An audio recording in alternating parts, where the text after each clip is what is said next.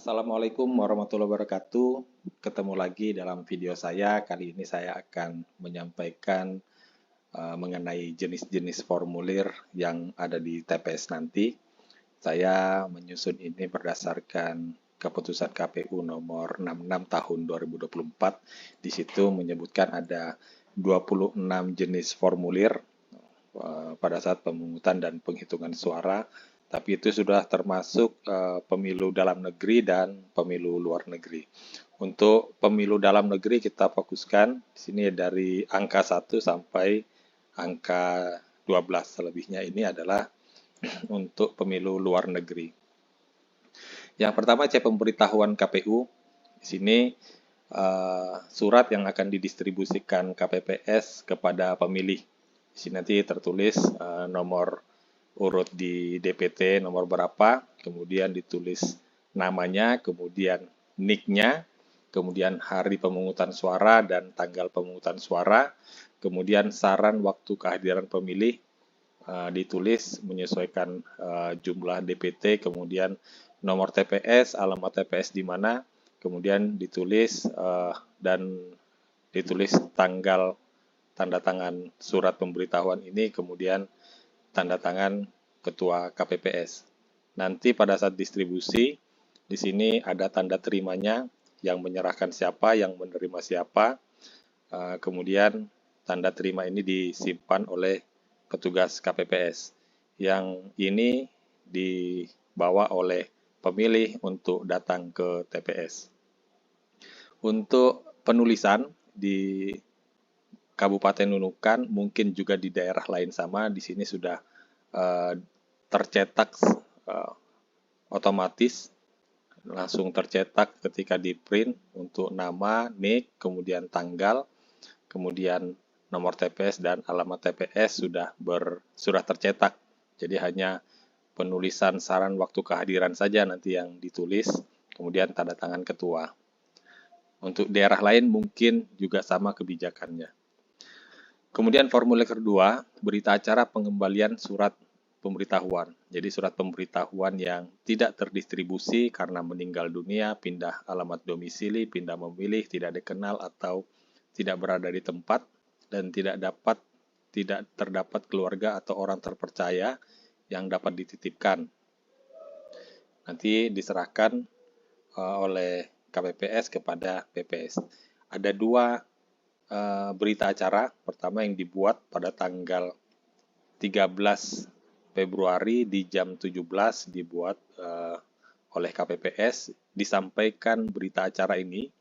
Kemudian ada juga berita acara yang dibuat untuk pelaporan pada waktu setelah pemungutan dan penghitungan suara untuk diteruskan kepada KPU Kabupaten Kota melalui PPK. Kemudian formulir selanjutnya rekap pengembalian C pemberitahuan. Di sini nanti direkap oleh PPS berapa jumlah TPS-nya, kemudian disampaikan kepada PPK dan KPU. Kemudian direkap masing-masing desa oleh KPU Kabupaten Kota, tapi dibantu oleh PPK berdasarkan kecamatan masing-masing. Kemudian formulir selanjutnya daftar hadir DPT. Di sini yang dipegang oleh KPPS 5 yang bertugas mencatat kehadiran pemilih. Nanti di sini ada NIK yang berbintang, ada nama pemilih di sini berdasarkan DPT. Kemudian nanti di sini sudah tercetak semua laki-laki perempuan. Kemudian tanda tangan. Di sini mohon diperhatikan jangan sampai pemilih salah bertanda tangan di kolom yang seharusnya. Karena kebiasaan untuk pemilih-pemilih yang mungkin tidak terlalu jelas penglihatannya, mohon dibimbing oleh KPPS 5 di mana kolom yang harus ditandatangani. Kemudian halaman terakhirnya, di sini ada menjelaskan jumlah seluruh pemilih DPT yang hadir, kemudian yang disabilitas dan sebagainya. Kemudian ditulis nama dan bertanda tangan. Kemudian daftar hadir di lokasi khusus, di Loksus sama sebenarnya, cuma dia membedakan jumlah surat suara yang diberikan. Karena dia meskipun tercatat sebagai DPT, tapi perlakuan hak memilihnya dia berstatus DPTB atau pemilih pindah. Jadi tergantung dari daerah mana dia berasal. Kalau luar provinsi maka dia mendapatkan satu surat suara aja, yaitu PPWP. Tinggal di sini dicentang.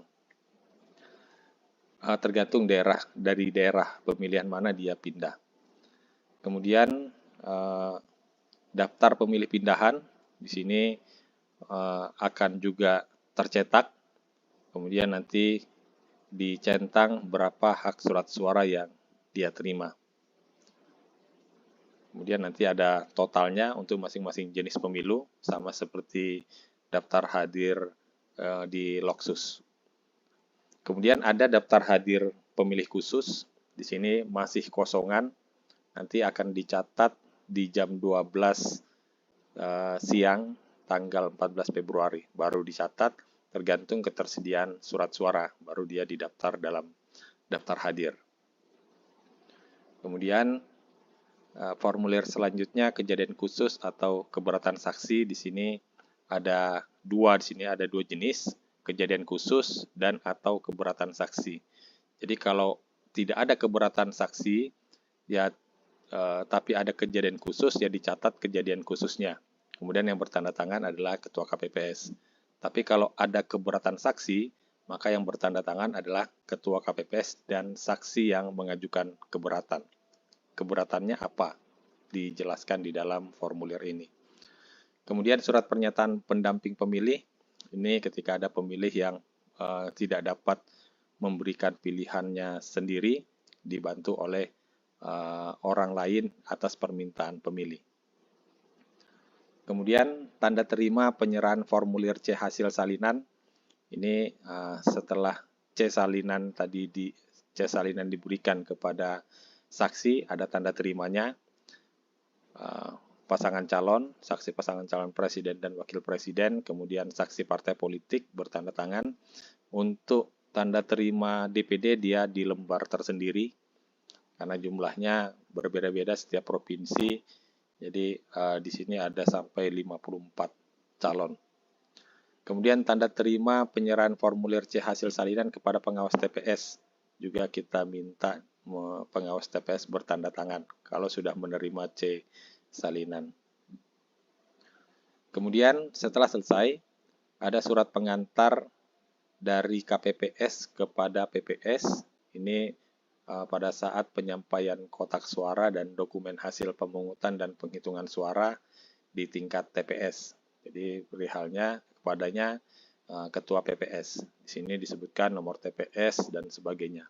Kemudian kotak suara tersegel, masing-masing pemilu meliputi ini C hasil mulai dari presiden dan wakil presiden sampai kabupaten kota di dalam kotak suara presiden. Semua dijelaskan di sini. Termasuk salinan, kecuali salinan untuk PPS itu di luar kotak. Yang masuk di dalam kotak adalah yang untuk KPU dan PPK. Begitu. Kemudian C kejadian khusus, kemudian A Kapko daftar pemilih, kemudian A surat pindah memilih, dan daftar hadir mulai dari DPT sampai DPK masuk ke dalam presiden. Kemudian surat suara sesuai dengan jenis pemilu, kalau presiden masuk ke dalam kotak presiden, kalau DPR masuk kotak suara DPR sampai kabupaten kota. Kemudian alat kelengkapan lainnya mulai dari paku, kemudian spidol dan sebagainya masuk ke dalam kotak suara DPR. Kemudian satu rangkap formulir C salinan masing-masing jenis pemilu yang meliputi salinan PPWP, DPR, DPD, dan DPRD provinsi dan kabupaten kota. Kemudian untuk PPS C salinannya di luar kotak. Kemudian bertanda tangan KPPS, kemudian diserahkan yang menerima PPS bertanda tangan. Kemudian surat pengantar dari PPS ke PPK. Ini kepadanya ketua PPK, kapan penyerahannya, tanggal berapa, kemudian diisi identitas TPS. Kurang lebih sama isinya. Kemudian yang bertanda tangan yang menyerahkan PPS dan yang menerima PPK. Nah, kemudian jenis formulir untuk C-hasil PPWP ini mengacu berdasarkan Peraturan KPU nomor 25 tahun 2023. PPWP ada 3 halaman. Ini dalam ukuran plano, ukuran besar. Nanti ini yang diisi dalam bentuk perolehan suara dengan pencatatan teli.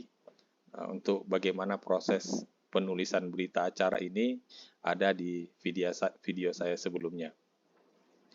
Untuk C-hasil DPR RI, DPRD Provinsi, dan Kabupaten Kota, jumlah halamannya ada 20. Ini saya singkat menjadi 3 karena sebenarnya dia ada 3 jenis halaman sebenarnya, yaitu halaman awal, halaman pertama, kemudian halaman kedua sampai halaman ke-19 adalah perolehan suara. Halaman kedua sampai halaman ke-19 itu perolehan suara masing-masing partai politik. Kemudian halaman terakhir atau halaman 20 data untuk suara sah dan tidak sah. Sama untuk halaman 2 sampai halaman 19, hanya masing-masing partai politik yang membedakan. Kemudian C-hasil DPD, jumlah halamannya ada 4. Di sini halaman pertama tentang berita acara, kapan dilaksanakan, kemudian data pemilih, data pengguna, kemudian halaman kedua dan ketiganya itu adalah untuk perolehan suara, kemudian halaman keempat atau halaman terakhir ini data surat suara sah dan tidak sah. Bagaimana cara mengisi C-hasil DPD ini juga ada dalam video saya sebelumnya. Nah, kemudian setelah C-hasil tadi disahkan oleh Ketua KPPS, kemudian nanti KPPS menyalin dalam berita acara C-hasil salinan. Ini ukuran kecil untuk C-hasil salinan menjadi 2 halaman saja. Di situ ada berita acaranya, kemudian halaman terakhir perolehan suara dan suara sah dan tidak sah. Nah, untuk DPR dan DPRD, C-hasil salinannya ada 7 halaman. Halaman pertama, kemudian halaman kedua sampai halaman ke-6, itu adalah perolehan suara masing-masing partai politik. Kemudian halaman ke-7 atau halaman terakhir, data suara sah dan tidak sah.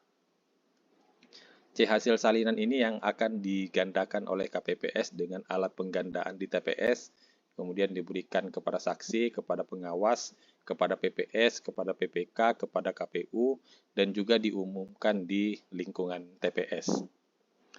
Kemudian C-hasil salinan DPD, sini sama ada identitas TPS, kemudian data pemilih, data pengguna, kemudian perolehan suara masing-masing calon, kemudian halaman terakhir ini atau halaman keempat, ini tergantung dari jumlah calonnya, berapa halamannya nanti. Halaman terakhir yaitu data suara sah dan tidak sah. Nah, selain formulir-formulir tadi, juga ada formulir lain, yaitu salinan daftar pemilih tetap atau daftar pemilih. Ini diperuntukkan atau dipegang oleh KPPS 4. Dia yang nanti akan mengecek apakah surat pemberitahuan pemilih, apakah KTP-nya pemilih yang diserahkan sama dengan daftar pemilih yang dipegang oleh Ketua KPPS. Di sini NIK-nya full, di sini rahasia negara. Jadi yang bernik full atau salinan daftar pemilih tetap tidak diberikan kepada saksi, tidak diumumkan. Ini dokumen rahasia karena mencantumkan NIK full. Jadi dipegang oleh KPPS 4 yang bertugas untuk memeriksa kesesuaian KTP dan surat pemberitahuan dengan daftar pemilih. Kemudian ada juga salinan daftar pemilih pindahan atau daftar pemilih pindahan. Ini juga dipegang oleh KPPS 4. Ini NIK-nya full juga. Ini tidak diberikan kepada saksi, kepada pengawas, atau diumumkan. Tidak dilakukan seperti itu. Tapi dipegang sebagai pegangan KPPS, meng-cross-check apakah nama, apakah KTP, atau pindah memilih yang dipegang oleh pemilih sudah sama dengan yang tercantum dalam daftar pemilih pindahan ini. Kemudian ada salinan DPT AKAPKO. Ini peruntukan saksi, pengawas TPS, dan diumumkan satu rangkap di papan pengumuman di depan TPS sebelum pintu masuk. Di sini tidak mencantumkan NIK. Nah, jadi ini yang bisa dilihat oleh masyarakat. Itu Bapak Ibu sekalian, formulir-formulir yang akan dihadapi oleh KPPS. Semoga mudah dipahami dan bermanfaat. Terima kasih. Kalau ada yang belum masih ingin ditanyakan bisa menulis di kolom komentar. Terima kasih. Assalamualaikum warahmatullahi wabarakatuh.